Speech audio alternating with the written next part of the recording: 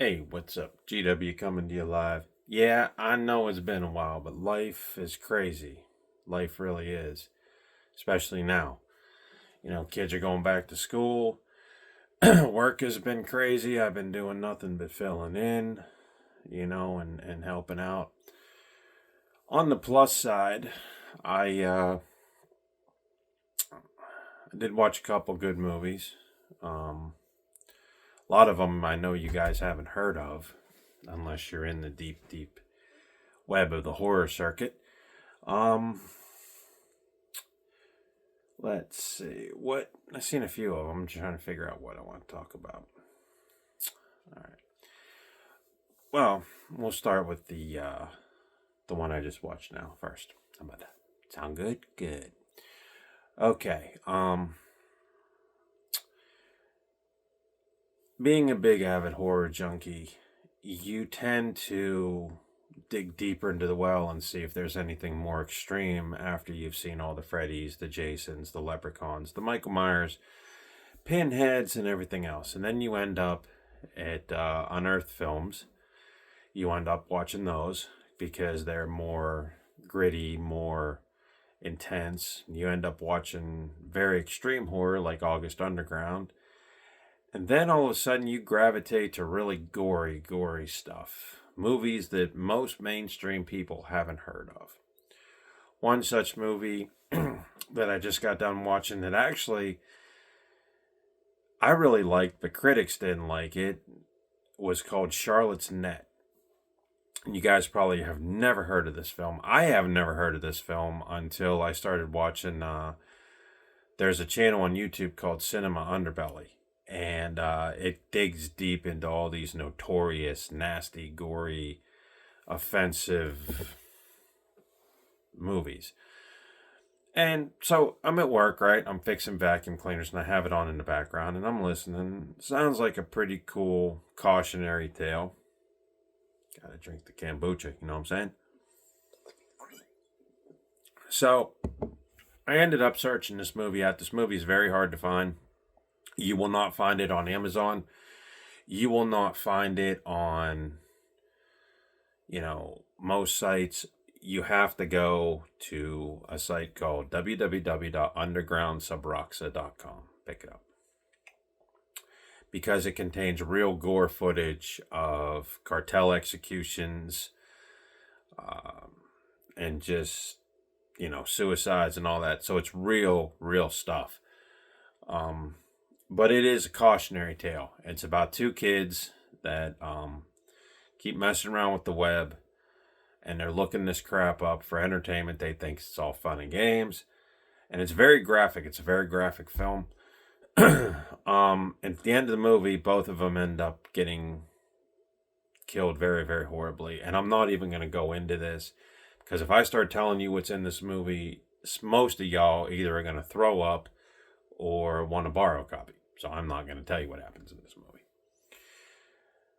But I walked away with one thing. The gore didn't bother me, and it was extreme gore, guys. I mean, it was really, really nasty. Like, we're considering, consider Faces of Death times 10. That's what you get. And it's real life stuff. And again, my background as a janitor kind of helps me out because I have seen every kind of sick thing in the bathroom you could see, and it tempers you to watch this crap. But what I came away with was somebody could take that concept of these people behind the internet, like a cult, right? And you see this in the last couple of minutes or last 15, 20 minutes of the film, roughly. And they target people who get on their site and make a joke of what they're doing. And I thought that would have been a cool sequel. As soon as the movie ended, I was like, you know what? That's a cool concept.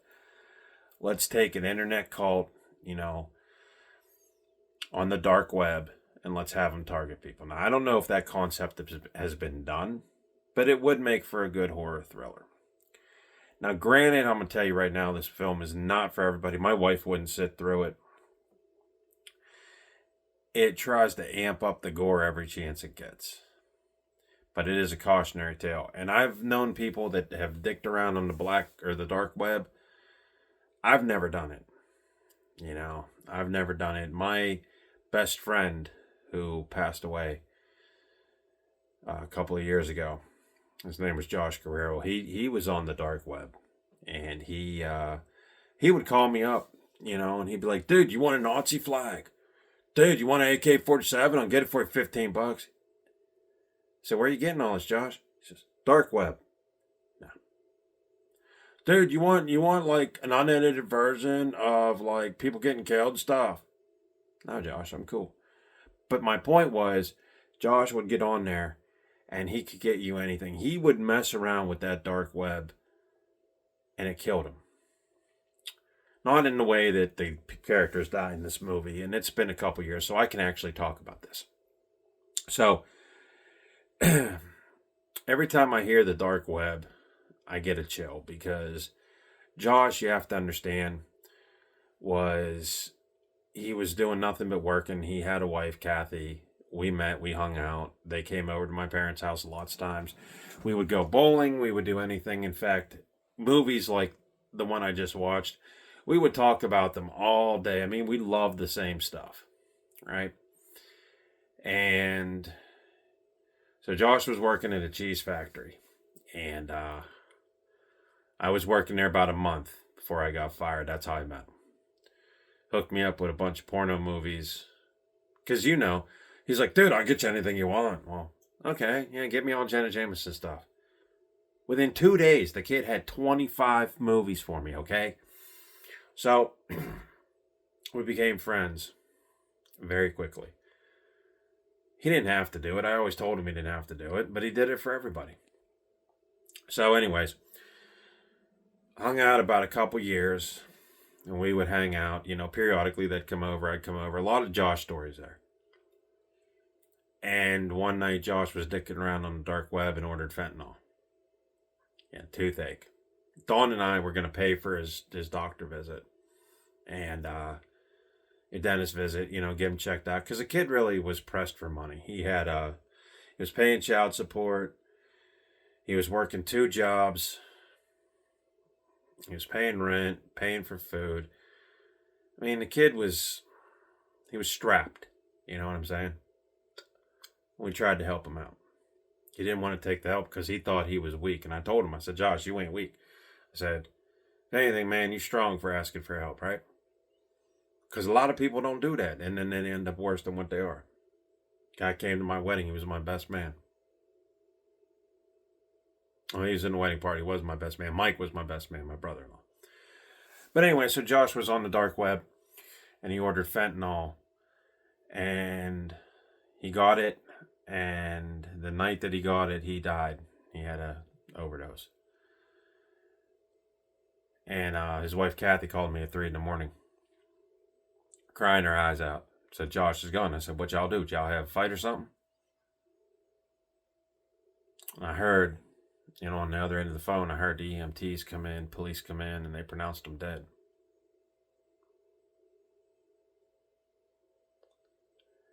So movies about the dark web,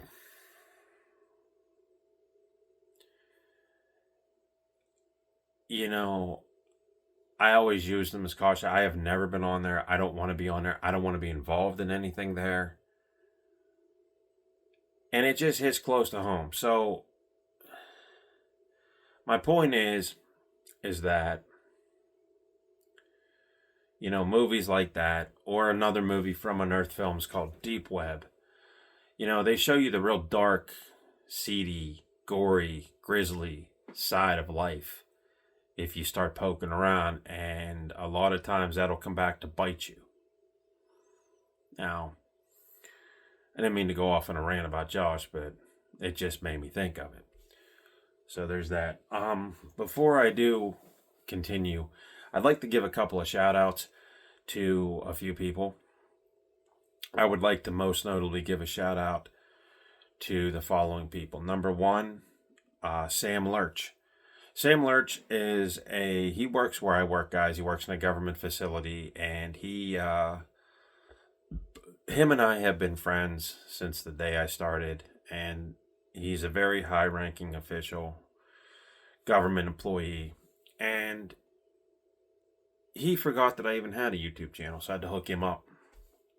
And I told him, I said, Sam, I'll give you a shout out, So, Sam, thank you for being very supportive of everything that I do in and out of the facility, as well as being a good friend. I would like to give a shout out to Mallory Schreckengost. I told you guys a little while ago she beat cancer about a year ago, and they're going to watch it. And Mallory's a really cool cat, really cool person. We end up walking in with her, talking to her every day, and it's pretty cool.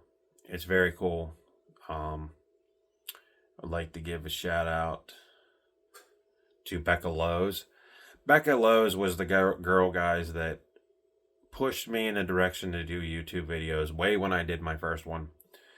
And her husband got new legs. He was a amputee, I believe. So anyway, he's getting new legs, and he's supposed to be getting new legs, or he's got new legs. I'm not sure which. But, that's pretty awesome, because Becca and her husband have a multitude of health problems. But you know what? Through all that stuff, guys, she shines through. Every time I see her, she's poppy. Every time I see her, she's grateful. She's happy. And I can't do that. You know what I mean? Like, I get something wrong with me, I just flip out, man. I like to thank Casey and Emily. Casey got me drinking kombucha, so y'all, I feel better. You know what I mean? Been working out, doing a little push-ups, doing a little sit-ups, doing a little, exercise here and there around the house. I feel a lot better than what I did. I'm drinking all that crap. So there's that. So yeah, aside from Charlotte's Net, which is the movie I just described, I have been watching a lot of Unearthed Film stuff. I placed an order with them a little while ago, and Stephen Biro, if you guys ever see him do an interview, the guy is down to earth. The guy's great. The guy sent me some extra stuff for the order that didn't come in. So I'm telling you guys, if you like horror, or you guys want to see like American Guinea Pig, Bouquet of Blood and Gore, or whatever the hell it's called, the remake of the Guinea Pig series, go to Unearthed Video, and you can probably still buy, I believe, autographed copies. But Stephen Biro is one of the nicest, coolest cats I've ever dealt with, as far as, a director or producer, and he's really cool. So I've been watching a lot of Unearthed Films. I've also been watching a lot of 70s show stuff, and the question becomes, continuity. And it's funny because me and my wife will sit back, we'll watch Family Matters, right? We'll watch Full House. We've been watching some other stuff, and you realize that some of the writers don't continue a story. You know what I mean? Like 70s show, in one season, I believe season 4, they had like 2 Christmases, right? It was just like, Full House, they have one Christmas each year that the show is on, and I think that was the proper way to do it. But 70 show, they don't do that. They just do whatever they want, right? Or you get like in Roseanne, where they switched Becky, right? They didn't know. Now, Family Matters was the worst of the offenders, because at the end of the second to the last season, they replaced Harriet. And it was just like, really? You grew up a couple years watching this character, and all of a sudden it's the same character but different person? And it's just like, I don't know. It's like the Brady Bunch when they brought in that kid, the baby. Whatever his name was, Peter, I think it was. I don't know. But yeah. So we got that going on. Nothing else. We've been watching a lot of American Ninja Warrior, getting back into that. We always watch that every year,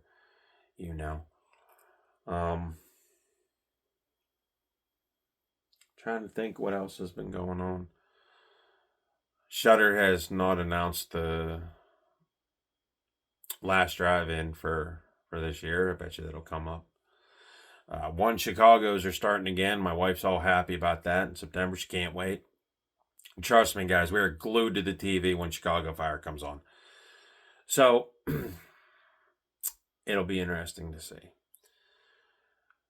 So, and every time I turn on my phone, I don't know about you guys, but I get election ads. You know, vote for this person. This person said this. Person said that. Same when I watch Peacock and I watch the Olympics, right? I watch the pole vaulting.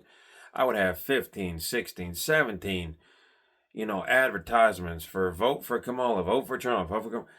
And at some point, you just tune them out because they're constant. You know what I mean? I already know who I'm going to vote for. And it ain't a K. It doesn't start with a K. But I don't want to put my political views on everybody else because that's how a lot of fights start. You know what I'm saying? So people pushing their day. We were eating at Eaton Park yesterday, right? And we had some running around to do, so we were eating at Eaton Park first thing in the morning, right by the DMV. And these two guys were behind us, and that's all they were talking about was politics, to the point where they were getting mad about what they were saying. And I'm just like, all right, hon, let's just finish breakfast and let's go. Because I didn't want to hear it no more. And that's fun. I mean, I don't care y'all talk about it, but y'all don't have to get mad when you drive home an opinion. But hey, who am I? I'm just low wheel on the totem pole, man. So, I was going to get on here. My friends at Annadel wanted me to try. Apparently, Skittles has a drink now. Okay? Now, I was going to bring it down and do it, but I clearly forgot, and I grabbed a kombucha instead because, I'm trying to go a little bit sugar light. And that thing is like 60% sugar, that Skittle thing. So, I am going to try it. And if I don't try it, my wife will try it. We did pick up some coconut water the other day, guys. That's good, man. Tastes like coconut pie filling, but without the pie filling. Check that out. So, anyways, nothing else going on that I know of. Even horror movies. There hasn't really been anything too great coming out. Or action movies, for that matter. Now, there is a movie that I think's on Prime with John Cena. It's called The Winners or something. It looks okay, but I don't know. We may watch it, we may not. I don't know what's going on. But and last night was a crazy night.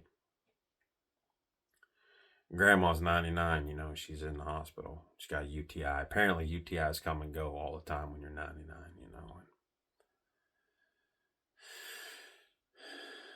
So we going to have to wait and see what an update on Grandma is, but, I guess that's the reason, too, because we've had so much life crap. My wife has been working late that I really haven't had a chance to sit down and really give a good movie interview or review like I used to.